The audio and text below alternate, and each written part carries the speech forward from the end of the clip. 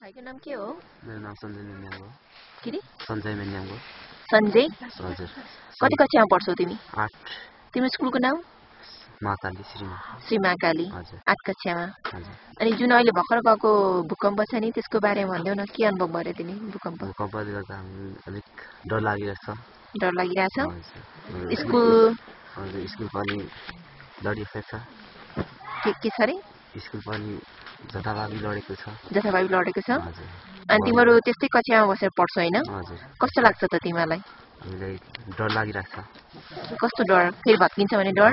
भत्किन्छ कि भनेर डर लागेको छ।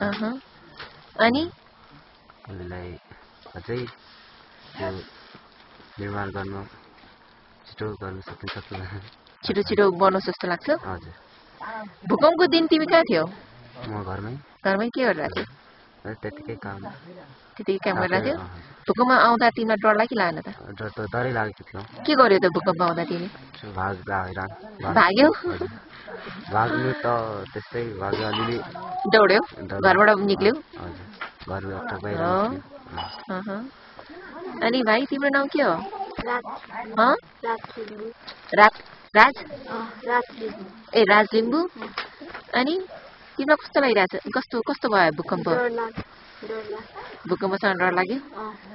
अनि कक्षा कोठा त्यस्तो भत्केकोमा पढ्दा कस्तो भइरहेछ? कस्तो डर? फेरि भत्किन्छ भनेर?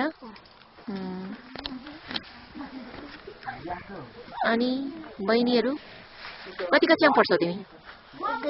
2मा? के हो नाम? आर्जु पौडेल। तिम्रो नाम के हो? मुना गुरुङ। कति कक्षा पढ्छौ? अनि तिम्रो कक्षा कोठा पनि भत्किया छ? भत्किएको छ? कस्तो लाग्छ त अलिअलि? त्यसै तिमीलाई डर लाग्दैन होला? डर लाग्छ? किन? फेरि भत्किन्छ भनेर? भूकम्प आएको दिन कहाँ के गर्दै थियौ तिमी? तिमीले भूकम्प चाल पायौ? के गर्यौ त तिमीले? के गर्यौ? बाहिर भाग्यौ? अनि तिमीले के गर्यौ? के गर्यौ भूकम्प आएको बेला?